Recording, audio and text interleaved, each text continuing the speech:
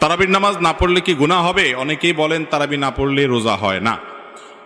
তারাবি নামাজ এটা গুরুত্বপূর্ণ একটি সুন্নত আমল। রমাদান মাসে যদি কেউ তারাবির নামাজ পড়ে, নবী করিম সাল্লাল্লাহু আলাইহি ওয়াসাল্লাম বলেছেন, মান কামা রমাদানা ঈমানান ওয়া ইহতিসাবা গুফিরা লাহু মা তাকাদ্দামা মিন যামবি। যে ব্যক্তি রমজানের রাতের বেলা দাঁড়িয়ে তারাবির নামাজ আদায় করবে, তার পেছনের সমস্ত গুনাহ খাতা আল্লাহ তাআলা মাফ করে দিবেন। অতএব তারাবি নামাজ পড়তে চেষ্টা করা উচিত। কিন্তু কোনো কারণে যদি কেউ তারাবি নামাজ না পড়েন, তার কারণে তার রোজা হবে না, এমন কোনো কথা পৃথিবীর কোনো আলেম, কোনো ফকিহ বলেন নাই। অতএব যদি কেউ তারাবি পড়তে নাও পারেন, রোজা তাকে অবশ্যই রাখতে হবে।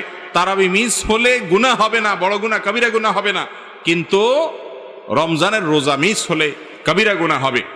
অতএব তারাবি নামাজ এটা আমাদের আদায় করা উচিত। এটা যদি ছুটে যায় কোনো কারণে, হঠাৎ কোনো একদিন একা একা পড়ে নেব। আর যদি অসুস্থতার কারণে শরীর খারাপ লাগে, পড়লামই না, একদিন মাত দিলাম হঠাৎ করে, তাহলে ইনশাআল্লাহ বড় কোনো গুনাহ হবে না বা গুনাহ হবে না।